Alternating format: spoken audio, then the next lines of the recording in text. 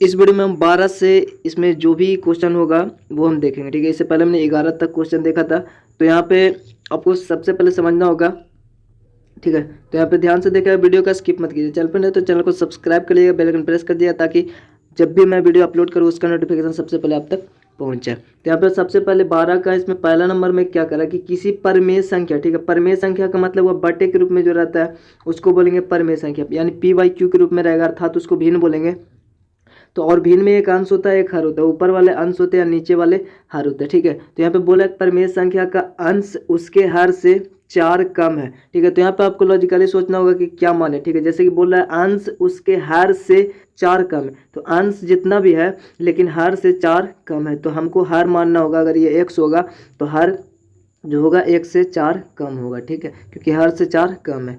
यदि हर को 9 से तथा अंश को 5 से बढ़ा दिया जाए तो पुनः पहली वाली परमेय संख्या मिलती है, यानी पहले जो भी हमने माना, जैसे एक x हुआ, एक x-4 हुआ, यही वाला मिलता है फिर से, अगर उसमें 9 5 बढ़ाया जाए तो ऐसा। तो यहाँ पर देखिए क्या हुआ कि सबसे पहले माना कि परमेय संख्या का हर जो होगा वो x होगा, तो अगर हर हमारा x हो गया तो आपका परमेय संख्या का अंश कितना होगा, x-4 होगा, ठीक है। यहाँ पे पढ़ के आपको पता चल रहा है। उसके बाद बोल रहा है कि यदि हर को 9 से तथा अंश को 5 से बढ़ा दिया जाए, ठीक है। तो यहाँ पे क्या है कि ऊपर आपका अंश होता है, नीचे हर होता है। हर को 9 से और अंश को 5 से बढ़ा दिया जाए तो आपको वही परमेय संख्या मिलता है, ठीक है। वही परमेय संख्या मिलता है, जैसे कि वही जो परमेय संख्या था हमारा, तो जो परमेय संख्या बना यही तो है परमेय संख्या, यानी अंश बटे हर होगा, ठीक है। तो अंश हमारा x-4 और ये मतलब यही मिलता है। फिर से 5 और 9 जोड़ने पर तो ये हमारा इक्वेशन बन गया, और इससे हम बनाएंगे। तो ये प्रश्न से ये सब बोल रहा है, ठीक है। अब यहाँ पे देखिए, तो चूंकि प्लस है तो यहाँ पे तो ये भी प्लस में माइनस में है, लेकिन यहाँ पे इधर आपका प्लस है इसलिए इस तरह से लिखा जाएगा, ठीक है। माइनस होता तो फिर माइनस होता और क्या, ठीक है। चूंकि प्लस से जोड़ना है तो यहाँ पर थोड़ी इंटू नहीं होगा, ठीक है, क्योंकि प्लस है यहाँ पे। तो 5 में से 4 अगर घट जाएगा तो 1 बचेगा, यानी x+1 यहाँ पे जितना था उतना ही रहेगा, इधर भी उतना ही रहेगा। उसके बाद यहाँ पे अगर हम देखें तो तिरछा तिरछी गुना अगर करेंगे यहाँ पे इस टाइप से, x से इसमें भी गुना होगा और इसमें भी गुना होगा, तो इधर इसमें गुना होगा x² और एक में गुना होगा तो x ही रहेगा, ठीक है। या फिर आप ऐसे भी लिख सकते हैं, पहले और अगले स्टेप में भी गुना कर सकते हैं, ठीक है। जैसे फिर 9 वाला ये वाला इससे होगा तो x+9 इंटू x-4 इस तरफ से लिख सकते हैं, लेकिन हमने डायरेक्ट यहाँ पे लिख दिया। उसके बाद इससे इसमें गुना होगा तो सबसे पहले x में इन दोनों में गुना हो जाएगा, तो x गुना x² फिर x गुना 4x हो जाएगा, माइनस में तो माइनस में। फिर इसके बाद 9 से x में गुना होगा तो 9x और 9 चौ 36, माइनस से तो माइनस में।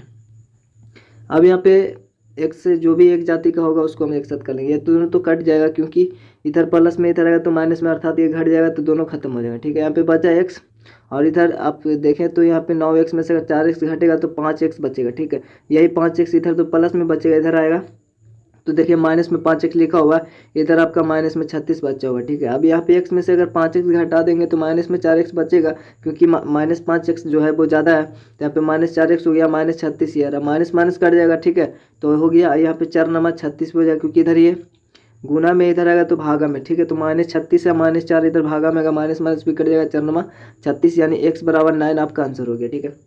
मतलब ये आया, इसलिए भिन्न जो होगा x-4 बटा ये तो हमारा परमेय संख्या था, x यहाँ पे 9 आया, 9 और नीचे भी 9, तो 9 में से 4 गया, 5/9 ये हमारा परमेय संख्या। और यहाँ पे सेकंड नंबर क्वेश्चन भी आपको उसी तरीके से, किसी परमेय संख्या का अंश जो है वो हर से 3 कम है, तो आपको सबसे पहली बात जो हर से 3 कम है तो हर अगर x मानेंगे तो आपका अंश हो जाएगा x-3, ठीक है।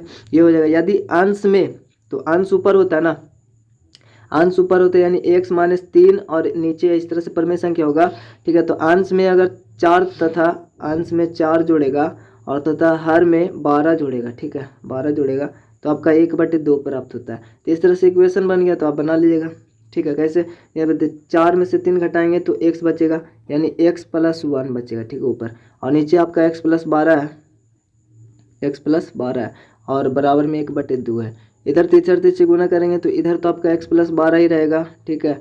और इधर आपका देखिए 2x और फिर 1 में गुना होगा 2, यानी 2x और +2 हो जाएगा। तो कुल मिलाकर जैसे कि आपका जो देखिएगा इसको बनाकर तो आपका 10 आंसर आ जाएगा, ठीक है। तो ईजी आपका हो जाएगा। और यहाँ पे हम देखें 13 नंबर क्वेश्चन में, एक अब्दुल की उम्र उसके पुत्र की उम्र की 5 गुनी है। ठीक है, इसको देखिए बढ़िया से कि अब्दुल की जो उम्र है वो उसकी पुत्र की उम्र की 5 गुनी है। तो पुत्र की उम्र पता नहीं है तो हम जिसको ऐसे पढ़ेंगे और आपको पता चलेगा कि इसको एक्स मानना है। तो पुत्र का नहीं पता है तो एक्स मान लेंगे। यहाँ पे बोला अब्दुल की उम्र ज्ञात करें। ठीक है, तो लास्ट में बोला तो पुत्र की उम्र हमको एक्स मान लेंगे तो हमको अब्दुल का उम्र भी पता चल जाएगा, क्योंकि 5 गुना तो 5 एक्स हो गया। ठीक है, इस तरीके से होगा। और बोला 6 वर्ष बाद, तो 6 वर्ष बाद तो सभी का उम्र बढ़ता है, घटेगा तो सभी का उम्र घटेगा। ठीक है, ये तो जानते हैं आपको। तो यहाँ पे 6 वर्ष बाद मतलब 6 वर्ष बाद, ठीक है, ये 6 वर्ष बाद अब्दुल की उम्र पुत्र की उम्र की तिगुनी हो जाएगी। तो अब्दुल का जो ये उम्र है, ये पुत्र का जितना भी उम्र है ना, इससे इसका उम्र तिगुना हो जाएगा। मतलब इसमें 3 गुना हम जितना भी कर देंगे वो इक्वल हो जाएगा इसका। यहाँ पे देखिएगा जैसे कि माना कि पुत्र की उम्र x है, अब्दुल का उम्र हो गया 5x, क्योंकि 5 गुना है अब्दुल पुत्र से। तो अगर इसका x वर्ष होगा तो इसका 5x वर्ष। प्रश्न से क्या बोल रहा है, तो यहाँ पे देखिए 5x वर्ष यानी जो अब्दुल का उम्र है वो पुत्र का उम्र से 3 गुना है। ठीक है, तो यहाँ पे 3 गुना लिखने में कितने लोगों को कन्फ्यूज होता है, ये 3 गुना यहाँ पे क्यों लिखा है, क्योंकि ये 3 गुना ना, तो क्या हुआ यहाँ पे देखिए ये इसका इक्वल है, तो ये आपका जितना होगा उतना ही ये भी होगा, इस तरह से लिखा हो। तो इसका जो उम्र है इसके उम्र से 3 गुना है, मतलब इसका जो उम्र है इसके उम्र से 3 गुना करेंगे ना तब ये दोनों इक्वल हो जाते हैं। ठीक है, ये हुआ। जैसे अगर हम देखें एक अंक लेकर कि बोलते हैं कि 8 जो है ना 4 से, इस तरह से 4 से दुगुना है, तो दुगुना है 4 से, तो इसी में तो हम 2 से गुना किए, इसमें थोड़ी ना गुना करेंगे, क्योंकि 8 जो है वो 4 से दुगुना है, तो यहीं पे 2 से गुना हुआ ना। ठीक है, तो इसी प्रकार से होता है। अब यहाँ पे देखिए 5x + 6 बराबर में, यहाँ पे अब इसमें गुना हुआ 3x, इसमें गुना हुआ 18। अब ये x एक साथ हो जाएगा तो इधर x आएगा और इधर 18 आएगा। ठीक है, इधर 5x में से 3x घटेगा, 2x बचा, 18 में से 6 गया 12, x बराबर 6 आपका आंसर हो गया। x का वैल्यू निकल गया, मतलब अब्दुल की उम्र पूछ रहा है तो अब्दुल की उम्र बराबर 5x अर्थात 6 × 5 = 30, क्योंकि x का वैल्यू 6 आया तो 6 × 5 = 30 वर्ष होगा। इसी का दूसरा नंबर क्वेश्चन, राजू के पिता की आयु जो है वो राजू की आयु के 3 गुनी है। ठीक है, ठीक उसी प्रकार से बनाएंगे। तो जिसका पता नहीं राजू की आयु की 3 गुना, तो राजू का x मान लेंगे। ठीक है, और राजू के पिता का पता चल जाएगा 3x, और उससे भी 5 वर्ष अधिक तो 3x + 5 हो जाएगा। ठीक है, अब बोल रहे हैं राजू की आयु ज्ञात कीजिए। ठीक, तो राजू की आयु ज्ञात कर देंगे। यदि उसके पिता की आयु 44 वर्ष दिया हुआ, ये जो हमारा है पिता का आयु जो माने 3x + 5, ये हमारा एक्चुअली में 44 वर्ष है, तो ये इक्वल हो जाएगा 44 का। ये समीकरण से हम x का वैल्यू आराम से निकाल सकते हैं। जैसे कि माना कि राजू की आयु x वर्ष है तो पिता की आयु जो हमारा होगा 3x + 5 होगा। ठीक है, क्योंकि यहाँ पे बोल रहा है 3 गुना से 5 अधिक है 5 वर्ष, तो इतना होगा। तो प्रश्न से क्या होगा कि आपका बोल रहा है कि जो एक्चुअली में उसके पिता की जो आयु है वो 44 वर्ष है, मतलब कि 3x + जो होगा 5, ये आपका इक्वल होगा 44 का। ठीक है, तो यहाँ पे ये हो गया। अब ये इधर आएगा माइनस में 5 घटेगा तो 39, और इधर 3 × में इधर आएगा तो भागा में होगा 13 × 39 हो जाएगा। ठीक है, तो 13 आपका x बराबर आ गया, यानी राजू की आयु जो होगा x बराबर 13 वर्ष आपका निकलेगा। अब यहाँ पे देखेंगे तो इसका तीसरा है, विजय की उम्र जो है वो अजय से 10 वर्ष अधिक है। तो सिंपल अजय से है तो अजय का x मान लेंगे अगर, तो इसका हो जाएगा x + 10। ठीक है, x + 10 4 वर्ष पहले, यानी दोनों में 4 वर्ष घटेगा, 4 वर्ष पहले घटा देंगे दोनों में तो 4 वर्ष पहले आ गए। ठीक है, तो 4 वर्ष पहले क्या था कि विजय की उम्र अजय की उम्र की दुगनी थी, यानी ये जो विजय की उम्र है ना वो अजय की उम्र की दुगनी थी, इसमें 2 से गुना कर देंगे तो इक्वल हो जाएगा इसका विजय का। ठीक है, तो यहाँ पे देखिए माना कि वर्तमान उम्र ही ऐसे उम्र में लिखना है, वैसे माना किया जाए कि उम्र भी लिख देते कोई दिक्कत नहीं। तो माना कि वर्तमान उम्र x वर्ष हुआ तो विजय का वर्तमान उम्र क्या होगा, x + 10 होगा, क्योंकि 10 वर्ष अधिक है अजय से। तो प्रश्न से क्या बोल रहा है, प्रश्न से बोल रहा है कि इसका जो उम्र है, ठीक है, विजय का मतलब 4 वर्ष पहले, तो 4 वर्ष घटा दिए। ठीक है, इसमें भी और इसमें भी, जो भी इसका उम्र था उसमें और इसका उम्र था उसमें 4 वर्ष घटा दिए। तो 4 वर्ष जो पहले था ना, इसका जो उम्र है वो इसका उम्र का अर्थात अजय की उम्र का दुगुना है। ठीक है, तो इस तरह से जिसमें बोलेगा उसी में गुना होता है 2 से, तो इसका दुगुना है ये, तो ये इक्वल हो जाएगा कब, जब इसमें दुगुना करेंगे तब। ठीक है, ये हुआ। अब यहाँ पे देखिए तो माइनस में 4 इसलिए ऐसे ही रह जाएगा, x + 10 - 4, और इधर 2 से गुना होगा 2x, और 4 दूनी 8, माइनस में तो माइनस में। और सिंपल यहाँ पे देखिए तो 10 में से 4 गया तो आपका 6 बचेगा, और 6 इधर प्लस में रहेगा, इधर आएगा तो माइनस में हो जाएगा। ठीक है, और इधर -8 है, क्योंकि अंक और x वाले जो भी जाते हैं एक साथ हो जाएंगे। इधर एक x है, इधर 2x है, इधर आ जाएगा x प्लस में, चूंकि इधर है माइनस में x, और इधर अब 6 बचा जो माइनस में इधर आ गया। ठीक है, अब यहाँ पे 8 × 14 माइनस में 14 हो गया, और इधर आपका x में से 2x गया तो माइनस में x बचेगा, क्योंकि 2 ज़्यादा है तो माइनस कट गया, और एक्चुअली में ये जो बच गया वो x बराबर 14 बच गया। ठीक है, ये ठीक है, कट गया। अजय की वर्तमान उम्र जो होगा x बराबर, क्योंकि x का वैल्यू 14 है तो x बराबर 14, विजय का जो होगा वो x + 10 अर्थात 14 + 10 बराबर 24 आ जाएगा। इतना क्लियर हो गया होगा। और चौथा नंबर में लक्ष्मी के पिता की आयु जो 49 वर्ष है, ठीक है, 49 वर्ष उसकी उम्र है लक्ष्मी के पिता की, और उनकी आयु जो है यानी उनके पिता की जो आयु है वो लक्ष्मी की आयु के 3 गुने से 4 वर्ष अधिक है। अब तो लक्ष्मी की आयु पता नहीं है, तो लक्ष्मी का आयु अगर x मानेंगे तो उसका पिता की जो आयु हो जाएगा वो हो जाएगा कितना, 3 गुना यानी 3x, और उससे 4 वर्ष अधिक मतलब 4 वर्ष अधिक, इतना हो गया लक्ष्मी के पिता का। और लक्ष्मी का पिता का यहाँ ऑलरेडी दिया हुआ 49 वर्ष, मतलब कि 49 का इक्वल होगा, यानी 3x + 4 जो है वो एक्चुअली 49 ही है, ठीक है, ऐसा होगा। ठीक, तो यहाँ पे देखिए लक्ष्मी की आयु जो x वर्ष है, पिता की आयु हमारा 3x + 4 वर्ष हो जाएगा, क्योंकि 3 गुना +4 होगा, क्योंकि 4 वर्ष अधिक है। प्रश्न से क्या बोल रहा है कि 3x + 4 जो है वो 49, क्योंकि लक्ष्मी के पिता की आयु 49 वर्ष है तो इतना 49 ही होगा, ठीक है। अब इस फॉर्म में तो इसको इससे x का वैल्यू निकालेंगे, x का वैल्यू निकल जाएगा आपका, तो इधर 4 इधर आएगा, माइनस में हो जाएगा तो आपका बचेगा 45, 3 इधर गुना में इधर आएगा तो भागा में, और 15 × 45 कटेगा तो x बराबर 15, अर्थात यहाँ पे देखें तो लक्ष्मी की आयु जो होगा x बराबर 15। तो 14 नंबर क्वेश्चन अगर हम देखें तो 14 में पहला मोहनलाल अपनी संपत्ति का, ठीक है, जितना भी संपत्ति है उसके पास उसका 1/4, मतलब समझ रहे, जो भी संपत्ति होगा उसका मतलब 1/4 इस तरह से, ठीक है, पुत्र के लिए तथा 1/5 जो है वो अपनी पुत्री के लिए तथा शेष अपनी पत्नी के लिए, मतलब जितना भी उसके पास संपत्ति है वो उसका 1/4 दे दिया पुत्र का, उसका 1/5 दे दिया पुत्री को, और जो शेष बचा वो पत्नी के लिए छोड़ दिया, बस यही 3 भाग में उसको बांटा, ठीक है। यदि उनकी पत्नी का जो हिस्सा है वो 33,000 रुपया था तो आप मोहनलाल के पास कितना संपत्ति था ऐसा बोल रहा है। तो सपोज मोहनलाल के पास कुछ होगा संपत्ति x, तो उसका 1/4 निकालेंगे, फिर उसी का 1/5 निकालेंगे, ठीक है, और ये दोनों, और प्लस में जो हमारा 33,000 जो शेष बचा, ये दोनों का लाभ है 33,000 जो हमारा शेष बचा, ठीक है, वो तो एक्चुअली ये होगा कि जितना भी उसका संपत्ति होगा यही इतना ही तो है, टोटल इतना ही तो है, 1/4 यानी x/4 हो जाएगा और x/5 हो जाएगा ना, और 33,000 यही टोटल संपत्ति है।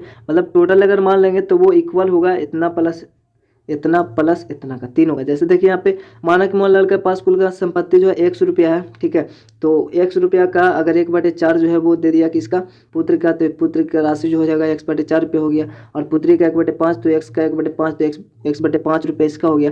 तो प्रश्न से क्या होगा, तो x/4 रुपये पुत्र के पास, x/5 पे उसके पास 33,000 जो है पत्नी वाला, तो टोटल इतना संपत्ति होगा। तो अगर इतना को जोड़ देंगे और टोटल हमारा x माने हैं तो वो x का इक्वल होगा, ठीक है, होगा। तो अब यहाँ पे देखिए 33,000 को हम इधर भेज देंगे, ठीक है, तो इधर प्लस में थे इधर माइनस में आ गया, और इधर 4 5 का एलसीएम लेंगे, 4 5 20, तो इधर देखिए तिरछे गुने कर देंगे 5x और 4x इधर आ गया। अब इधर 9x हो गया, ठीक है, इधर 20 भागा में इधर आया तो गुणम होगा, तो गुणम में होगा तो इसमें भी गुना होगा, इसमें भी गुना होगा, ठीक है। तो यहाँ पे देखिए 20 और x से गुना हुआ तो 20x, और 33,000 20 में गुना हुआ तो 33,000 गुना 20 लिखा हुआ। अब इधर देखिए तो x एक साथ जाति कर देंगे, जैसे 20x इधर आ जाएगा, तो आप इधर भी भेज सकते हैं, 9x के इधर भेजेंगे तो इधर माइनस में आ जाएगा आपका 20x, तो माइनस में इधर ज़्यादा हो जाएगा, इसलिए हमने इसको इधर भेज दिया, चूँकि ये माइनस में इधर है 33,000 गुने 20, तो ये माइनस में इधर इसलिए भेजे ताकि ये प्लस में हो जाए, ठीक है। तो इधर भेज दिए तो ये प्लस में हो गया, और इधर हम 9x को भेज दिए तो ये माइनस में आ गया। आप चाहे तो ऐसे भी भेज सकते इधर 20x, लेकिन बाद में माइनस कॉमन लेना पड़ता है, या फिर माइनस कट जाता है, ठीक है, ऐसा हो जाता है। तो यहाँ पे देखिए ये तो आ गया। अब 20x में से 9x गया 11x, और 11 इधर इंटू में इधर आएगा, डिवाइड में हुआ, डिवाइड में तो 11 × 33, तो यहाँ पे 3 और 3 दूनी 6, 6 और 3 शून्य ये, और 1 शून्य ये, 4 शून्य, ठीक है, तो 6 पर 4 शून्य, ये आपका आंसर हो गया। अतः मोहन के पास जो कुल संपत्ति होगा वो इतना होगा, अर्थात 60,000 रुपया होगा। और इसका सेकंड क्वेश्चन, एक बांस है, ठीक है, ये एक बांस का 1/4 हिस्सा कीचड़ में है, और 1/, जैसे अभी हमने मोहन वाला देखा उसी टाइप से, तो 1/3 हिस्सा पानी में है, ठीक है, और 10 फुट जो है पानी के ऊपर है। तो बांस की लंबाई ज्ञात करना है। तो टोटल जितना भी बांस का लंबाई होगा, ठीक है, सपोज x मीटर मान लेंगे इसको, तो उसका 1/4 आपका कीचड़ में, 1/3 पानी में, और शेष जो बचा है वो कहाँ, शेष बचा अर्थात 10 फुट जो है वो ऊपर है।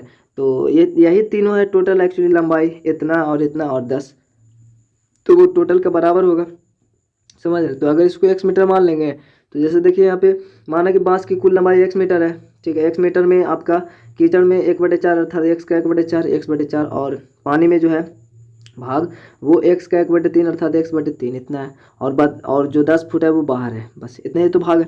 और इतना ही बांस का लंबाई टोटल ऐड कर देंगे तो वो टोटल माने x मीटर, तो वो x मीटर का बराबर होगा। जैसे प्रश्न से x/4 प्लस x/3 प्लस में 10 बराबर x होगा, क्योंकि टोटल x मीटर है।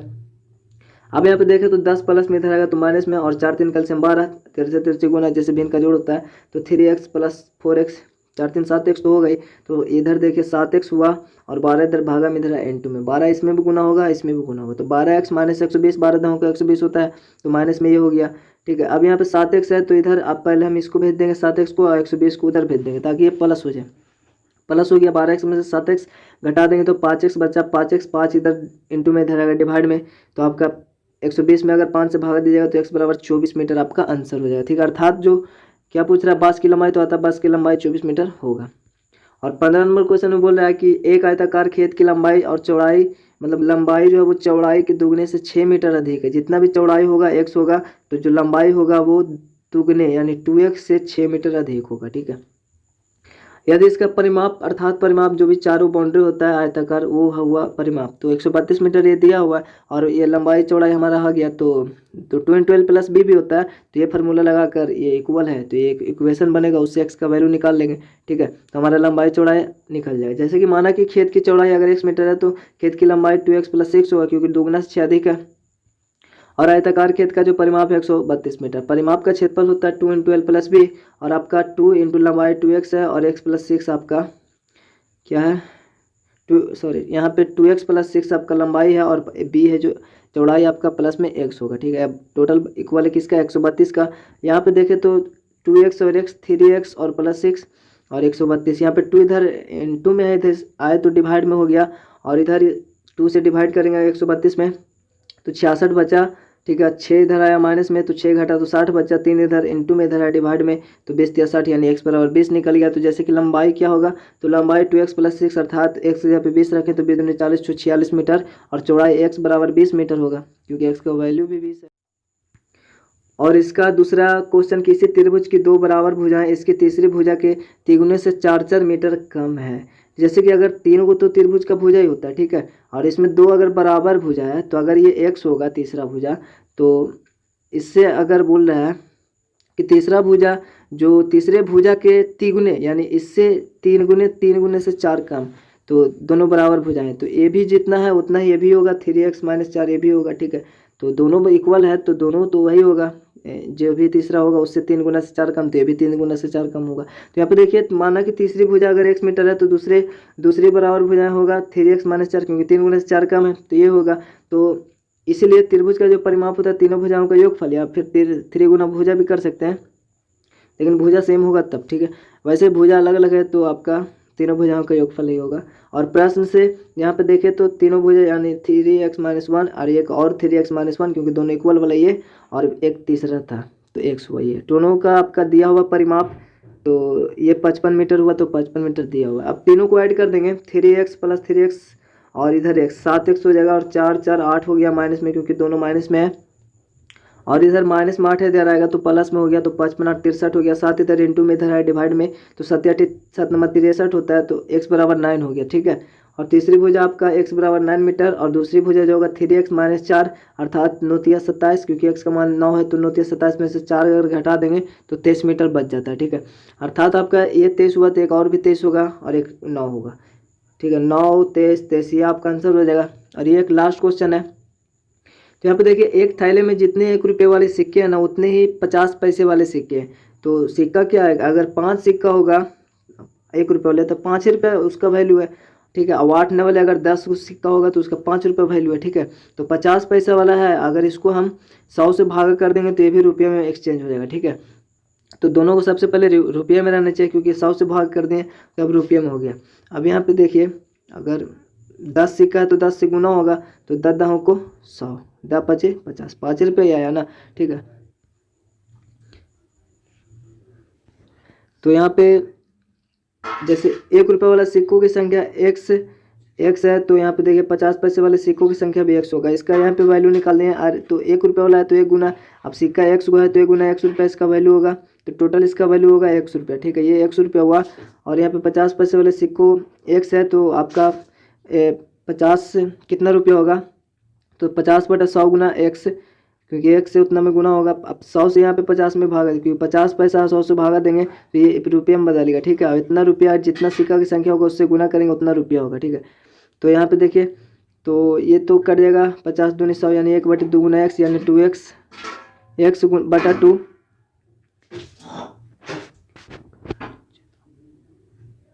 तो 1/2 रुपया यहाँ पे आ गया आपका। मतलब ये 1 रुपया का जो भी सिक्का होगा वो 1 रुपया और यहाँ पे 1/2 रुपया, क्योंकि सिक्का का संख्या ही x माने तो उसका वैल्यू भी 1 रुपये होगा 1 रुपये वाला का। अगर 50 मानते, जैसे अगर x यहाँ पे 50 होगा तो 1 रुपया वाला सिक्का 50 को तो 50 रुपये इसका वैल्यू होगा ना। उसी तरीके से 8 आना वाला अर्थात 50 पैसे वाला अगर 10 को होगा तो 5 रुपये वैल्यू होगा, आधा ही तो होगा। तो यहाँ पे x को है तो उसका आधा यहाँ पे देखिए 1/2 आया है, यानी 2 से भागा दे देंगे, आधा आधा हो जाएगा, ठीक है। तो यही यहाँ पे आया है। अब यहाँ पे प्रश्न से बोल रहा है कि दोनों रुपया जो है ना, दोनों को अगर यहाँ पे क्या बोल रहा है प्रश्न में कि पैसे वाले भी हैं, यदि कुल सिक्कों का मूल्य जो है वो 30 रुपये, यानी दोनों को अगर हम ऐड कर दें इतना रुपया तो वो 30 रुपया है, ठीक है। अब 1-2 का एलसीएम 2 होगा और यहाँ पे तो कुछ नहीं, तो 1 दूनी 2, तो 2 आया तो 2 गुना x 2x, और 2 का 2 तो 1 से गुना होगा x में तो x 2x। अब 2x 3x हो गया, भागा में इधर आएगा गुना में हो गया, इधर 3 इधर 3x हुआ चूँकि, तो यहाँ पे 3 इंटू में इधर आएगा डिवाइड में 3 दहों को 30, 10 दूनी 20। मतलब ये हुआ कि x बराबर 20 रुपया। अर्थात थैली में 1 रुपये वाले जो सिक्का था 1 रुपये तथा 50 पैसे में के कुल जो सिक्के थे वो 20 सिक्के थे। तो 1 रुपये वाला 20 सिक्का तो 20 रुपया, और 50 पैसे वाले तो 10 रुपया, 20 30 रुपया हो गया, ठीक है। तो यहाँ पे थोड़ा सा आप अपने मन से यहाँ पे लिख भी सकते कुछ और भी, ठीक है, लेकिन बनेगा तो ऐसे। तो उम्मीद करते हैं इतना आपको क्लियर हो गया, और चैनल पर नए तो चलो जो सब्सक्राइब कर लिया, लाइक कमेंट शेयर कर दिया। चलिए मिलते हैं आपसे अगले दिन, तब तक ले जय हिंद, जय भारत।